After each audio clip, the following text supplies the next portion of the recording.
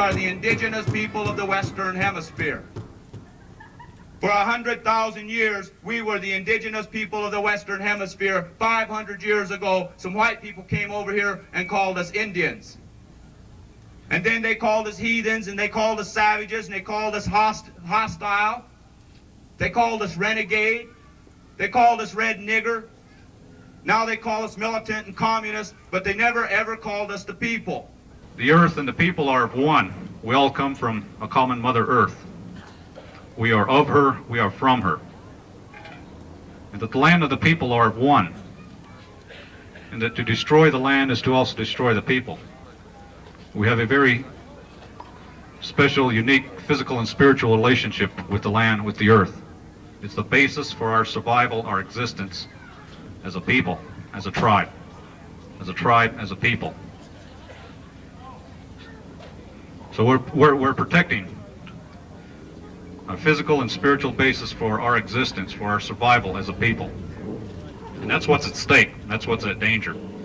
Because once again, we have what the white man wants. Once again, we're in the way. Once again, we're in the way of progress for this country. Last century, the Cherokees who occupied the Carolinas and Georgia were in possession of gold. And they had to be relocated because of the Indian Relocation or the Indian Removal Act. And so they were forced marched to the Indian Territory of Oklahoma. And there they were in possession of oil. So they had to be dispossessed of their land once again because of coal, because of oil. It's natural resources. The Navajo people had to go on a long walk. The Cherokees had to go on the Trail of Tears. Navajos had to go on a long walk.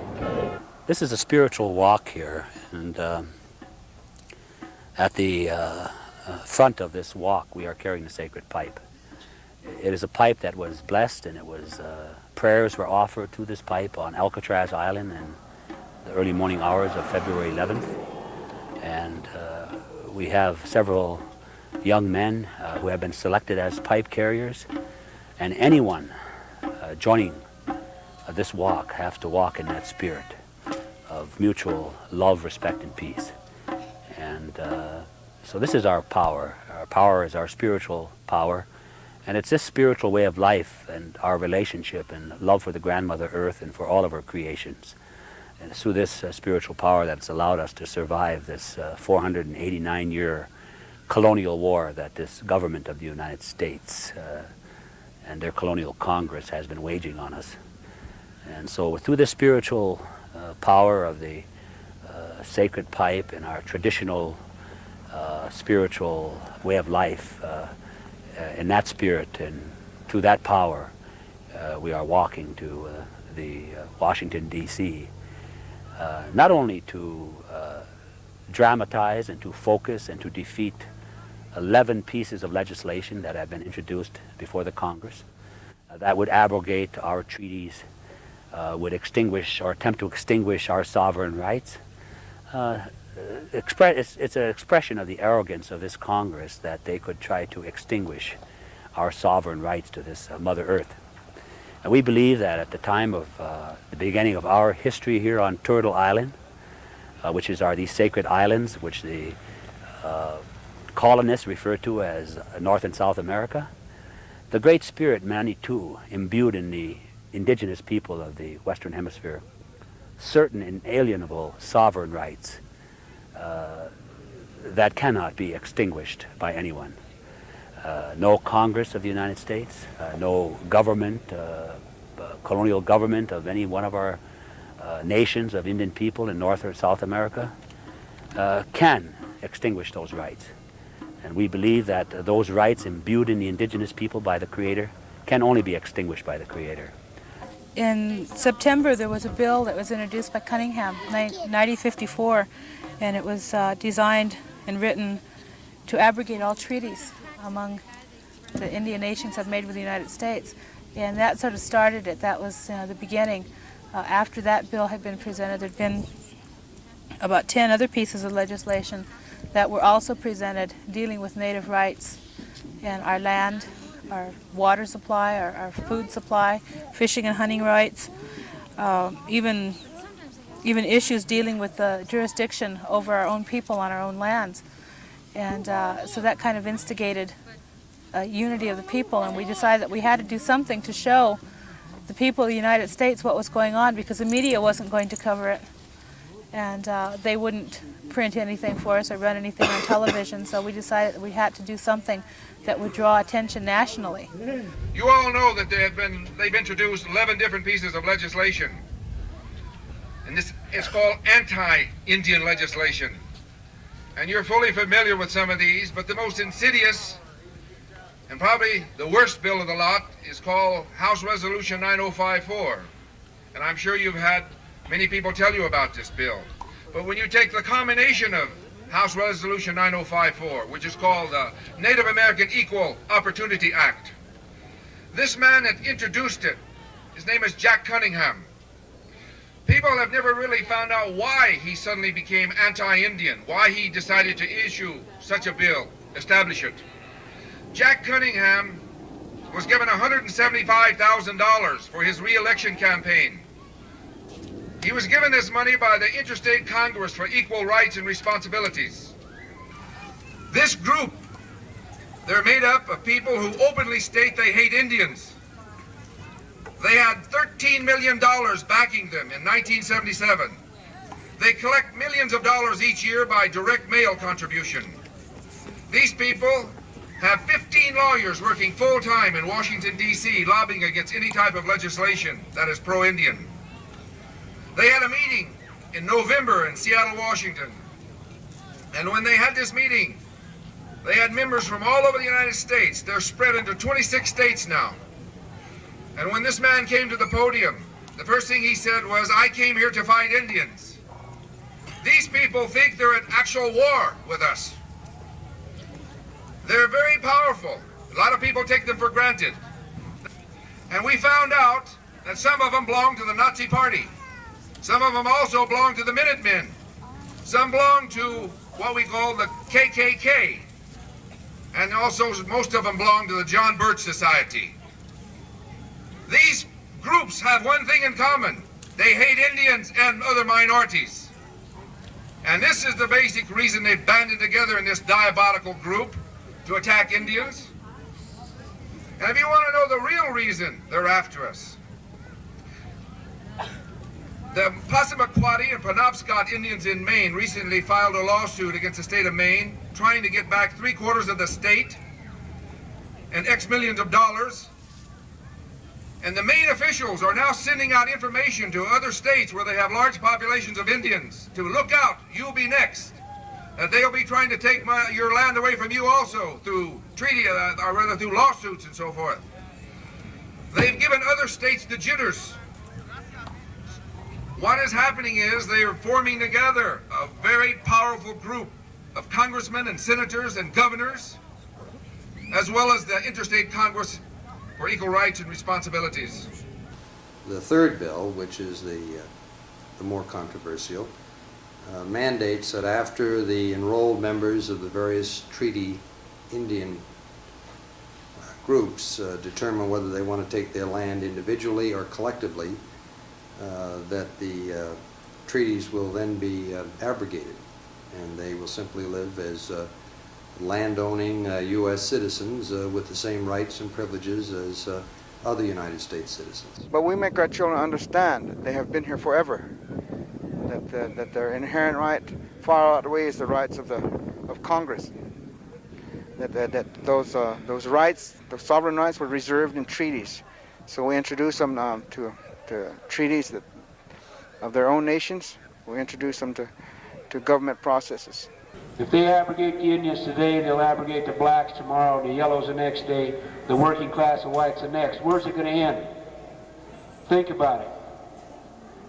Don't just sit here and say, I wish I'd have listened to that bunch of Indians that come through here 5 years ago. Don't be caught saying that. It's time now. You people are the government. Read your Constitution of the United States. You people control it. Not a couple of guys from the state of Washington.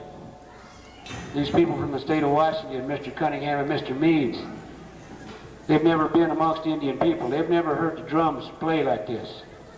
The only time they've been amongst Indian people is when they try to stop the fishing rights up there in the state of Washington. They want to allow my brothers and sisters in the state of Washington to have half of the salmon. Why don't they jump out there and stop Russia and Japan from taking the salmon? Why pick on the Indian people? These are the kind of things that's happening right here in this United States. You people are going to have to live with it too. Senate Bill 1437 could make this whole nation a police state. It's in the committee right now. So it's up to you people. If you people want to live in a police state, then just sit still and don't say anything. Just sit back and say, well, we got 2 or 3 congressmen or senators up there working for us. They'll take care of it. They'll take care of it all right, but you're the ones that's paying their way, and they're going to come out on top. So I'd advise you people to look into Senate Bill 1437 right now. Just by writing letters to your senators and congressmen is a lot of help to us. We're asking for 500,000 signatures on petitions, just to start. We've had filming crews from Europe, from the Netherlands. We have people from Japan that come all the way to walk with us. They're walking with us right now. We have people from New Zealand, Australia. We have them all over this world watching this longest walk, watching to see how the United States government is going to treat its own people here within its boundaries.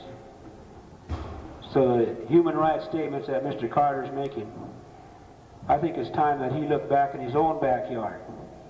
I think he should look here within the United States and look at the people, the working class of people, which is every one of you. They're building new prisons across this nation. Why are they building them new prisons? Because they're going to fill up if 1437 goes through. This United States is got to wake up. There's got to be a conscience here somewhere. Somewhere there's got to be a conscience. So they're calling us crazy for walking across this nation. Well, I'm calling us people. People with sovereign rights. Them treaties were signed, we were sovereign nations. We're going to remain sovereign nations. They signed a treaty when they made their Declaration of Independence with the people. They signed a treaty with you people. And they're breaking that. I'm from the Southwest. And the Southwest, I believe, is going to become the next battleground over which the issues of sovereignty and treaty and land and water, natural resources are going to be fought over. One of the main reasons for this so-called white backlash is because we have what the white man wants. We have always had what the white man wants. Even after most of our land was taken away, and after most of our people were killed or died, is because we are in possession of land and resources that the dominant non-Indian society wants. And the corporations are sitting there waiting to buy up this land. You know, the major part of our resources, you hear them talking about energy shortages and energy crisis. And, you know, when they put the Indian people on this land many years ago, they felt like they were putting them in Siberia, in a place where there was nothing. And the Indian people have survived in that land and grew on it. And now the corporations are finding that 80% of our natural resources that are remaining in the United States are on Indian land. Most of your major dams are built on Indian land. And so, I mean, we hold a small wealth right in our hand, but we don't want to rape our Mother Earth. I mean, that's where we came from. We're here to take care of that. And if they got a hold of it, they would dig it up, they'd take the oil from the land, they'd take the coal from it, and they wouldn't put anything to replace it.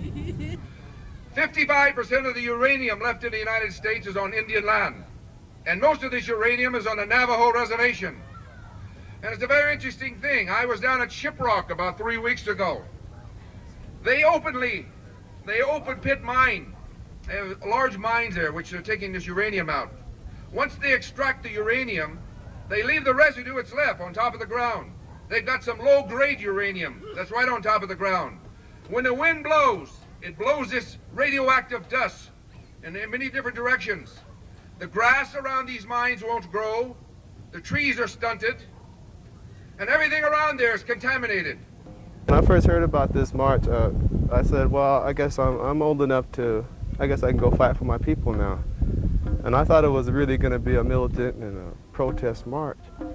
So I was getting all ready, you know, and I was thinking about bringing all these guns and stuff and everything. And then when I got to the march, it was a whole different thing. It was a whole spiritual march. We don't want no alcohol. We don't want no dope or anything, you know. And it really set me back. I said, wow, how can I be spiritual? Because I really wasn't. The most spirit I had was maybe in a football game or something, you know.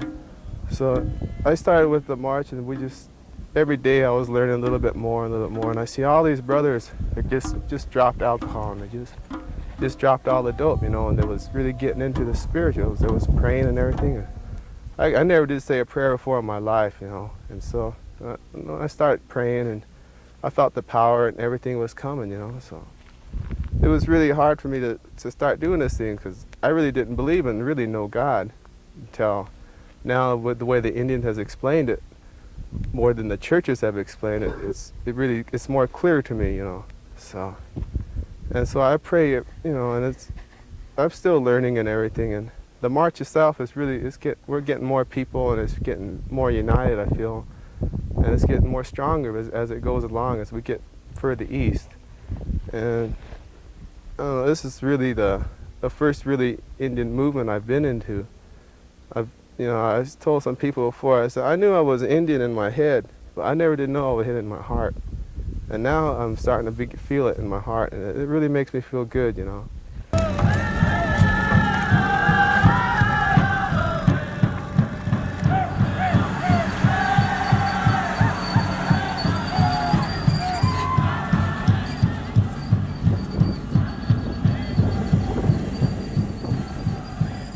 What time was it when we crossed that border today?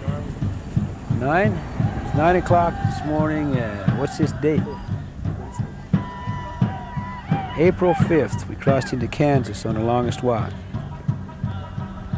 It's a historic walk, you know, and a spiritual walk. There's a lot of brothers and sisters here that are pipe carriers, you know, and to them this walk, you know, is new direction, you know, for all Indian people. The direction that we're speaking of is the Indian religion and culture and heritage. It's a beautiful thing, you know. We've had a lot of non-Indian preachers and priests and elders from the Mormon country, you know, and they've opened up their churches to us, you know, and let us stay there. And some of them try to convert us, you know, as usual. It's the same trip again, you know, convert us into their religion. Where our religion, you know, is very sacred to us. The Earth Mother, the winged ones, the four-legged, you know, and we want to get closer to Earth Mother so we can better understand our religion, better understand ourselves. Our Earth Mother, you know, she's sacred to us. She gives us life, you know. She gives us everything we wear, the clothes we have on, the food that we eat. The blood of the Earth Mother, the water is sacred. Without that, there's no life here. And so, to us, you know, our religion is very sacred and very powerful. If it wasn't powerful, then I think we would have died out years ago with all the extermination that we faced over the past 200 years, all the relocation programs that they've put us through and try to tear us away from our Earth Mother and our religion, our customs. Long ago, before the white man came, our peoples lived in harmony. There were thousands of tribes in California and the West Coast. And now you see we're the last remnants of those tribes from long ago. We're just a few, like in Round Valley alone. There were 10 to 15,000 Yukis. There were thousands of Wailakis, thousands of Kunkaus, thousands of Nomalakis. And now we're just a few left out of all these tribes. It's killing us, it'll hurt us. And what about the future generations? Babies that are, these little kids that were here earlier. Man, you're going to hurt them a lot, you know. They're going to suffer more than we're going to suffer because we have them now, but what about them, you know? So right now, when we're all walking, this is a spiritual walk. We walk because we know we care for these kids, you know. We love them, and we love our grandparents, our elders, you know. We're not here for ourselves. We're here for them. We're here for all Indian nations, tribes, even for the Anglo people that are here with us. You know, they know because if they can do this to us, sure enough, they're going to do it to you people, you know. Black people as well.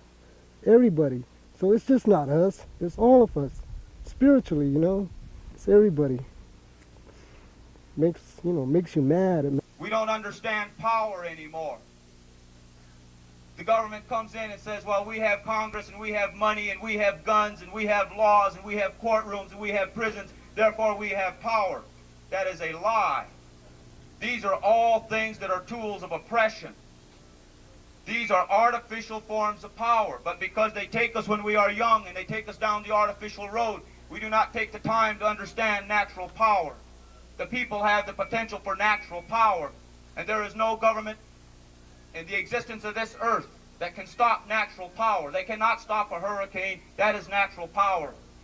They cannot stop a tornado. That is natural power. They cannot stop a blizzard. That is natural power. And the people have the potential for that natural power. But they want to lead us down this artificial road, so we will not recognize that.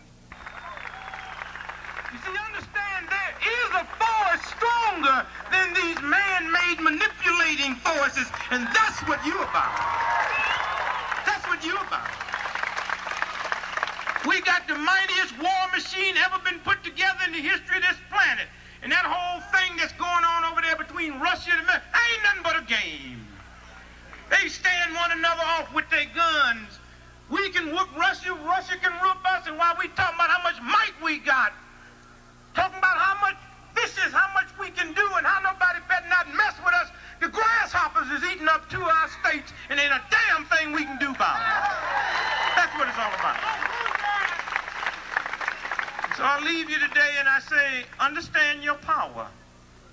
And understand that if this nation really knew what you was all about, they would be on their knees now begging you not to leave us, but to help us and help us turn this around. The misuse of the resources which are coming around and being exploited and being taken out in large chunks without regard to conservation, without regard to the fact that the renewing abilities of the earth takes time. You know, it takes time for a tree to grow. You can drop a tree within 2 minutes, and it took that tree 100 years to grow. And so this is what we're dealing with. We're dealing with the ability to destroy life in a flash, and that the regenerative process requires time and care. And without it, there is no future. So since it reflects on the people, we can only say that we hope that the message gets through that this walk is not for just Indian people, that it is for everyone's children, and if they get that message, then we would call this a great success. Grandpa's spirit planted us here, and Grandma, she gave us a life, she gave us a birth, so we live here. So we didn't migrate here from Bering Strait or no other place. We live here. Grandpa's spirit planted us here. So we are a totally mystery, strange people. So our philosophy is based on the sacred fire, the green vegetation, and the rock and the water. And we are related to the creatures and the flying creatures and us two-legged creatures. So these are our fundamental basic knowledge, and we are one people from North Pole to South Pole. We are one nation. We are red people. We are earth people.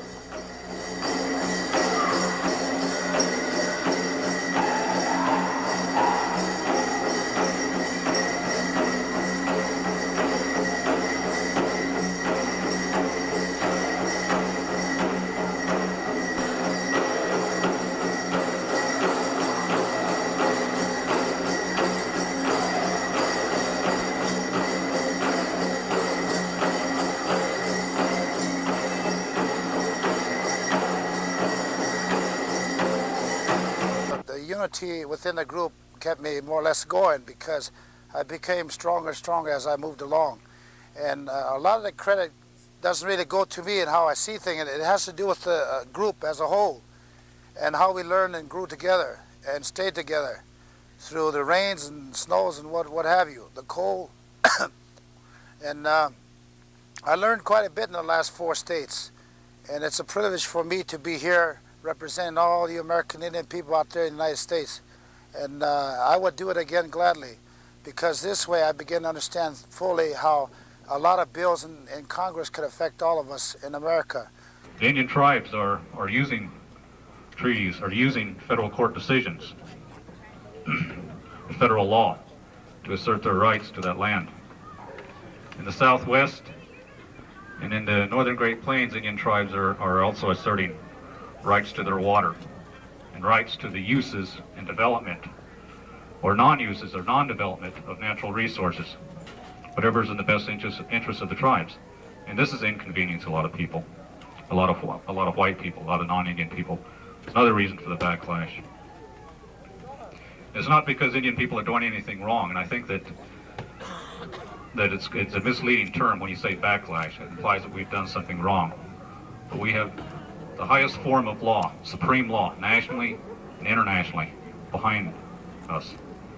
Not that we're going to exploit anyone, but rather we wish to have a land base and a resource base in which to continue our existence and survival as Indian people, and to protect the earth from the exploitation of outsiders. This is the reason why Indian tribes are doing this. So as far as being on the right side of the law, Indian people are. As far as being on the wrong side of the law, the United States government is. It's violations of 371 treaties, and entrust responsibility is attendant upon those treaties. And yet it continues to preach to other countries about their so-called poor records on human rights and on treaty violations. So the Department of the Interior, the United States government, who has the responsibility to implement the government's trust responsibility, is the same agency that leases out our land to oil companies, mining companies, agribusiness corporations. And it is through the greed of the American colonial society and its government that they continue to rip the flesh from our grandmother earth, and I refer to the strip mining. And we cannot tolerate the desecration of this mother earth. We were placed here as the safekeepers of this land, not the owners. You cannot own the grandmother earth. To try to say that we could own the land is to say we can own the clouds or the air, or this is something we have never looked at. We look at the land in a sacred way, and it is in this way that through the spiritual walk that we want to preserve and that we want to guarantee our future generations a future in our own national homelands. I believe that through the spiritual walk, which all people of spiritual ways are asked to join or can join us, that we are not only advocating for the survival of our unborn generations, but perhaps we are also advocating for the survival of the unborn generations of our enemies. As I say, I've been told that there's a busload that are busing across the country. I understand the only time they walk is, to do some walking, and that's fine. It's a long route, but that's all I know about it. I come this afternoon to participate with you, to pay honor to you, but most profoundly to thank you for walking 3,000 miles through the madness that has become the reality of this nation. And I understand, and I thank you for not only dramatizing the history of oppression and genocide, broken promises and broken treaties of the red people, but also dramatizing the oppressive conditions under which blacks, browns, red, yellow, and millions of whites live in this country. I thank you for walking 3,000 miles across this country through polluted air, polluted streams, across raped and plundered lands, through cities that have become monuments to our madness rather than our genius and our sensitivity, and through suburbs that have become places where people have run to.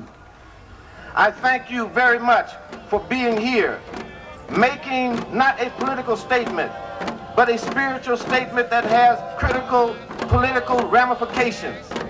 For it is my belief that a nation that is incapable of embracing humanistic values is a nation not worthy of saving. And so I thank you for coming forward.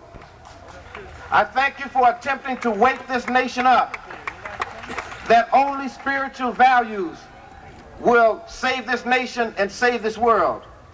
We all realize that the longest walk was not simply about red people.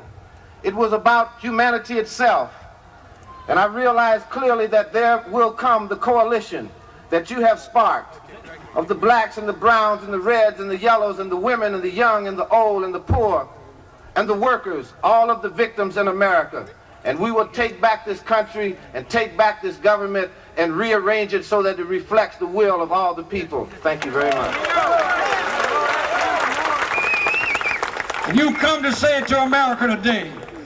America, you need to wake up. For if America doesn't know that she has political prisoners, America is in much worse shape than we ever thought she was.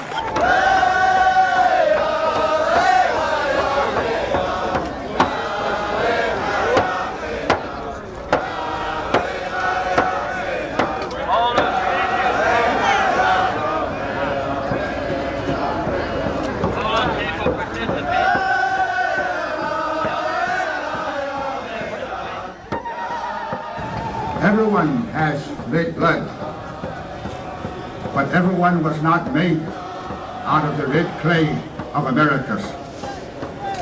Only the Indian people here are the original people of Americas. Our roots are planted deep in the soils of America.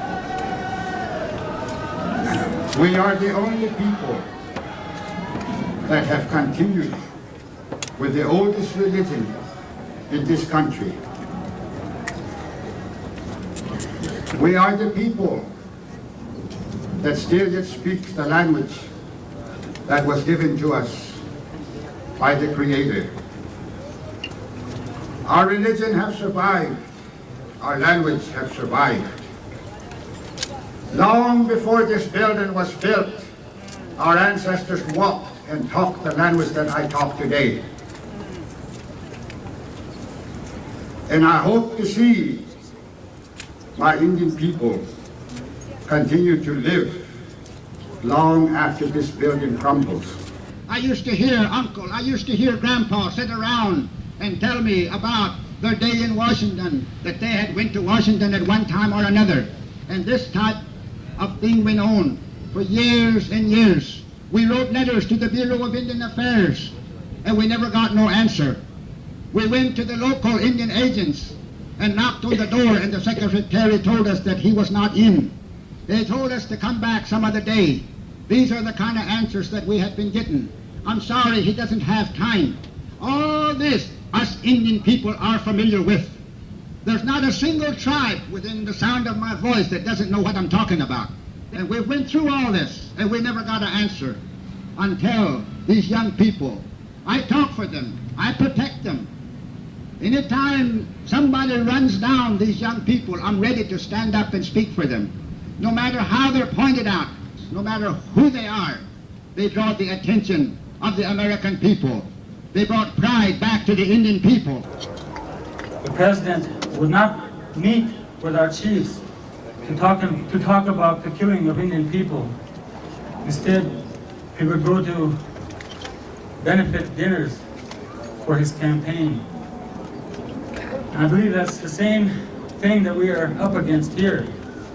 As we travel thousands of miles only to learn that the president is Germany, talking about human rights. So it just shows that he doesn't care. And the reason for this is because the people in this country don't care. You know, during the Vietnam War, we've seen tens of thousands of people in this very spot protesting against the killing of people in Vietnam. Where are they when we talk about the killing of Indian people in this country? I was astounded that the Secretary of State could go around the world, that the Vice President of the United States and the President of the United States would have the nerve to talk about human rights when we are the last country in the world, the very last country in the world to give up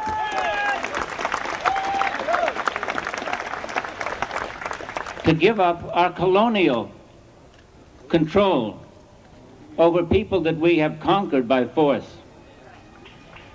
It is just simply not known to the world that this country was taken by force, through manipulation, through swindle.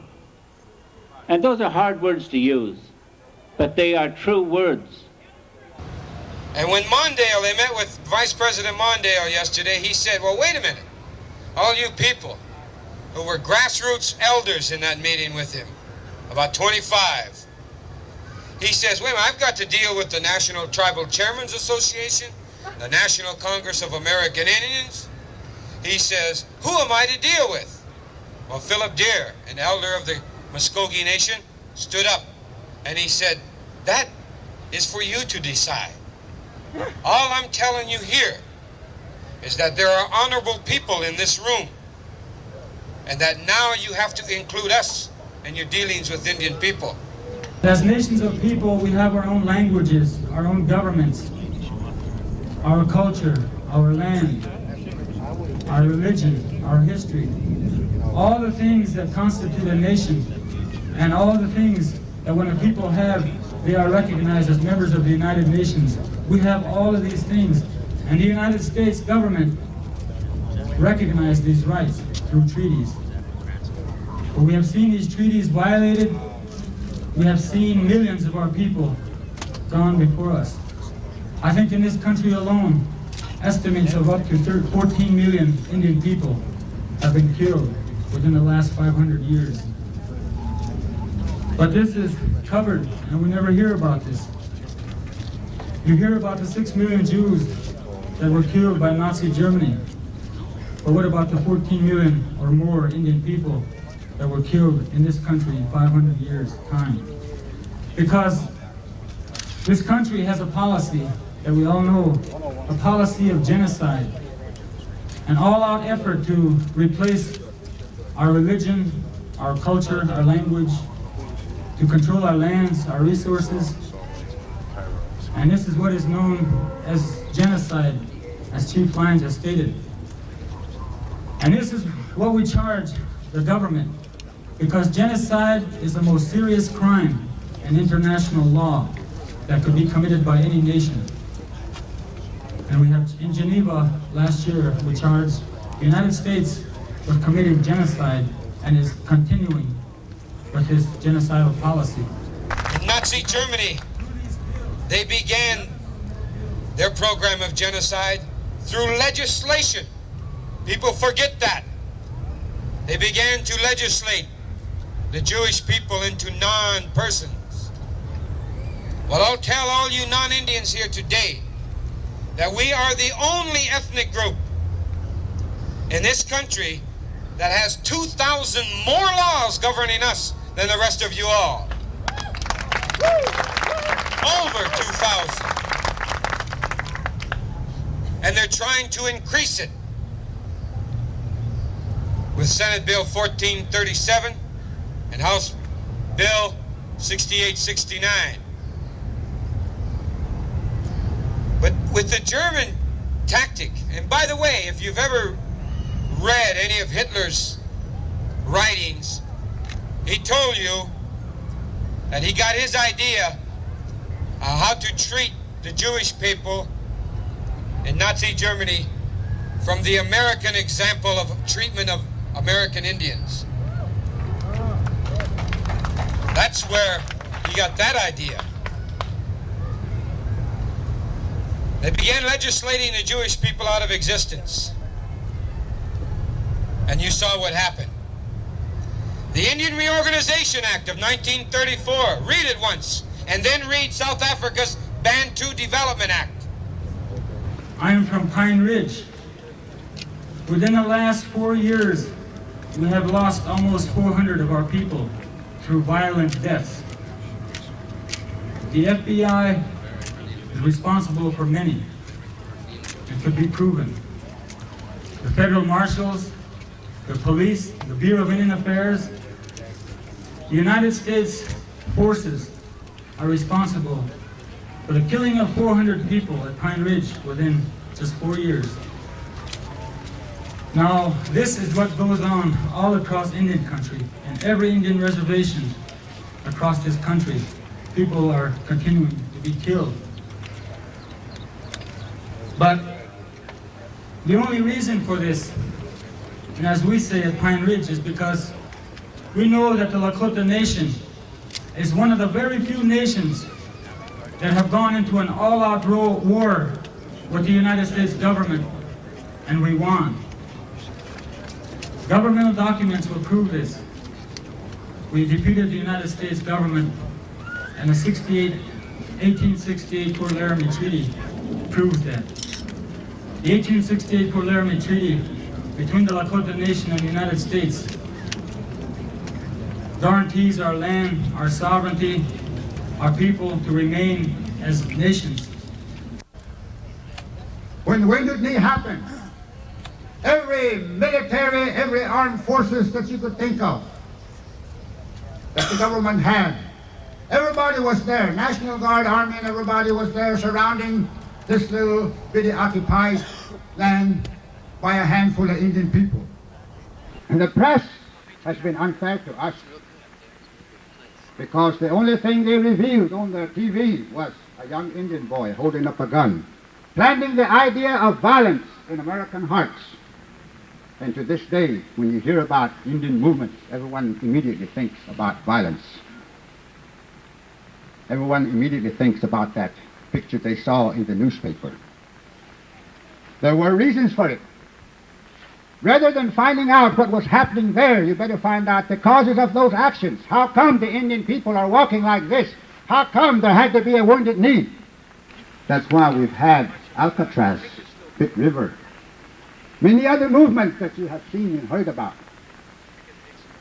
You better stop and check and see the causes of these movements.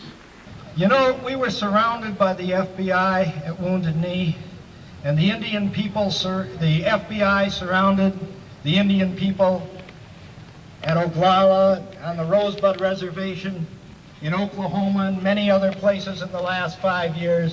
And it's perfectly fitting and it's perfectly proper.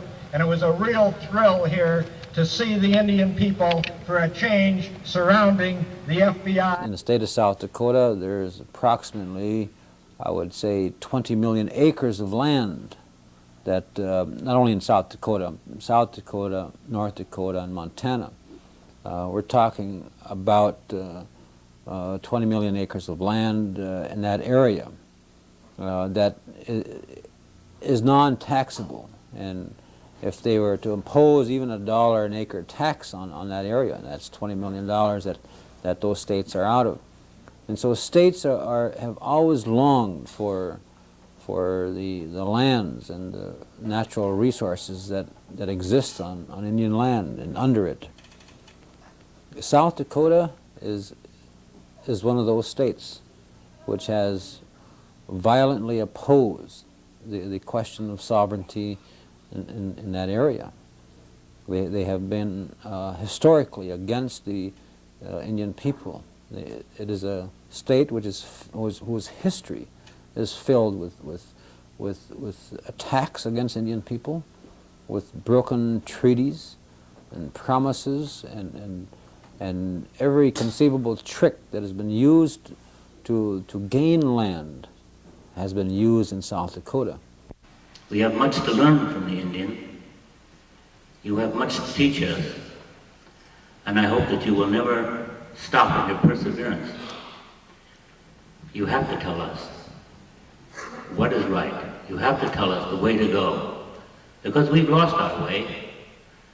And the sense of the hoop and all its implications comes back to us. We are just beginning like children, to crawl along and to know what the Indian knew 50,000 years ago, that he was part of the hoop, that he was part of the system of nature, that he was an integral part of this cycle, this hoop, this circle. And it's come full round. We have misused nature, and now nature is misusing us. And the Indian has much to teach us in respect to the nature of life itself. The truth is hidden in the universities. That's why they don't know nothing about Indians. When they see me walking down the street, we hear that old familiar sound. We got a lot of tribes in here. Any of y'all don't know, you talk to them, you ask them if their tribe makes that kind of sound.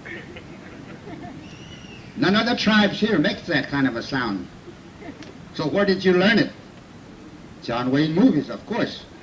The police brutality that goes on in my local town is the same everywhere else.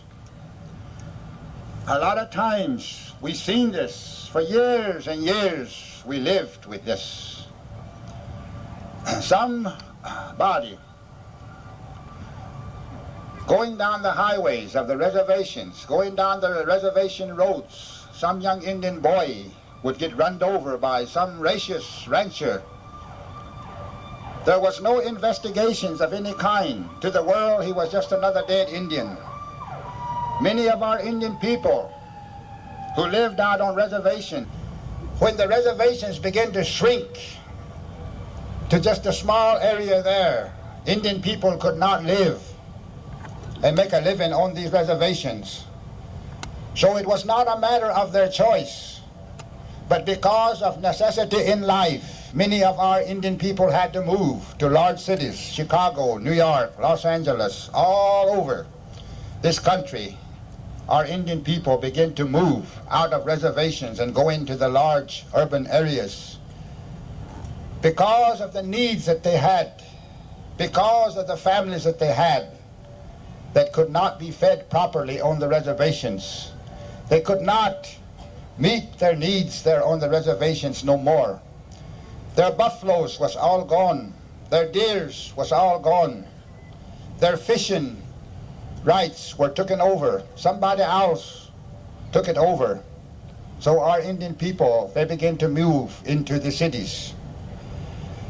While moving into the cities, they felt the pains of discrimination. They went to the employment office. They went to different places where they could apply for jobs. They were turned down. They were told that the jobs were filled, or they were told to come back some other time. We'll take your applications. You come back some other time. They were badly discriminated against, not because they were alcoholics. It was not because they were ex-convicts. It was because of their color that they were denied these jobs. So our Indian people that moved into the urban areas, they had to walk the streets of New York City. They had to walk the streets of Chicago, Washington, D.C., with their heads hanging down in shame because they were Indians. But I tell you today, those days are over. We have forgotten in a short time that when the first people landed on our shores, they could not survive. Even the Pilgrims could not survive. The Indians showed them a way of survival. We taught them how to live. We taught them how to plant corn. That corn was a tree of life for us. We showed them that this is life here in America, and they survived. Not too many years afterwards, farm agents come to our house and try to tell us how to farm. Not too many years afterwards, they begin to tell us how to live. They begin to tell us that our religion was wrong. Our way of life was no good. This is not the agreements that we made. This is not the treaties that we made with the U.S. government or any other country. We agreed that we would remain as independent nations. We would be sovereign people. It was understood that these people, the new people who were seeking freedom, can have their freedom and share the same soils here with us. We had enough room for these people because we live by an understood law, a law that we had for thousands of years. We had an unchanging government. The law of love, peace, and respect, no man-made laws will ever take the place of it.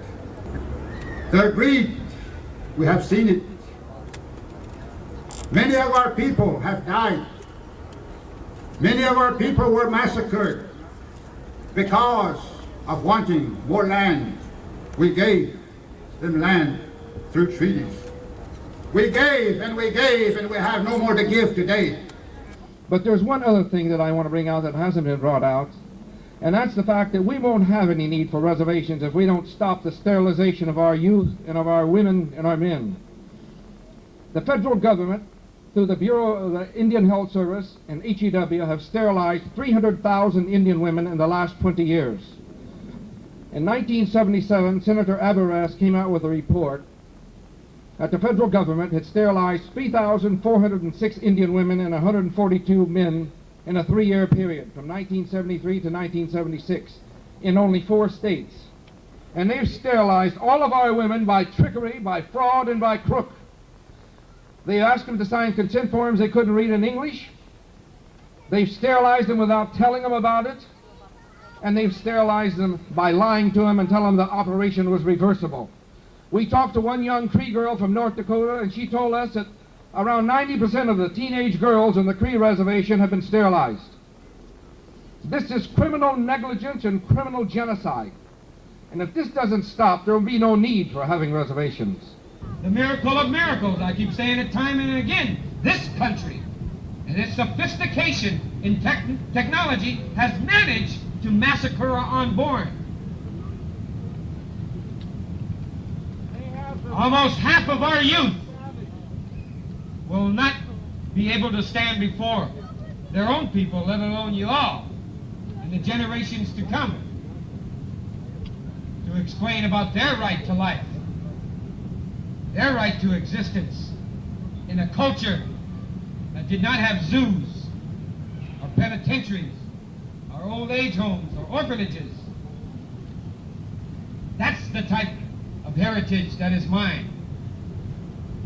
Well, right now, through a judicial interpretation, we have a special privilege being declared for a special group of citizens. And of course, this is in violation of our U.S. Constitution. And yes, there are special interest groups. And as far as the Constitution goes, then there are many things in violations of this Constitution. Religious freedom is one. Some racism that exists against sterilization of Indian women is against the Constitution. Genocide by removing Indian children from their homes and their language-based areas and their culture-based areas and their religion-based areas. That's against the Constitution too.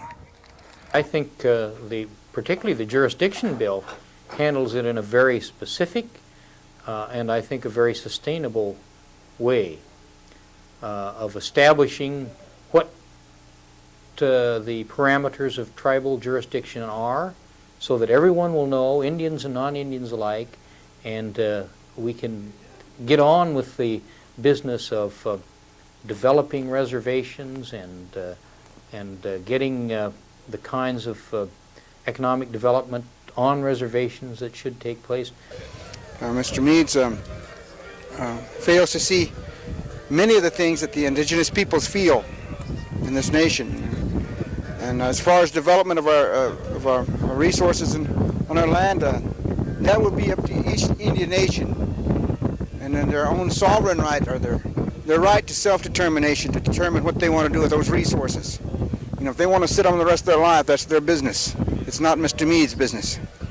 Do you claim any kind of Indian support for the bill? No, heavens no. So they just don't know what's good for them? Well, you know, who am I to say that? They have to have their own views. But you haven't managed to convince any Indian peoples in the... I haven't tried. Between the three bills, we see steps being taken, and you can determine yourself whether they're right or they're wrong. If they're right, they're going to pass. If they're wrong, they're not going to pass. That's a pretty righteous stand, the old right or wrong trick. But he's politician enough to know that it doesn't matter if they are right or wrong. What matters is the political support for it. And in the American system, that means money, the power of money, and the vested or the interests willing to put up that money. Who's got the money? Anyway, it's not the Indians. But we've seen close to 100 Indian nations, Indian peoples, different tribes, languages, gather and walk together. We've seen all races of people walking together. We've seen all creeds and cultures walk together because they were concerned about what was happening to our mother, the earth, and what was happening to the people and to all the living things on this earth. And we educated millions of people with the longest walk.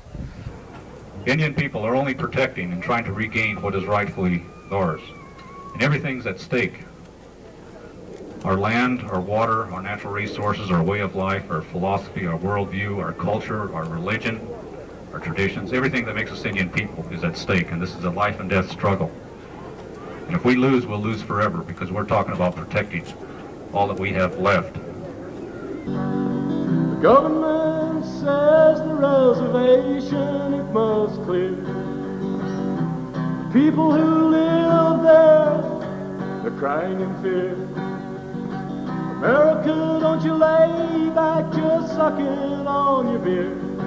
Don't let the Navajo die, don't you close up your ears. See what's going on here.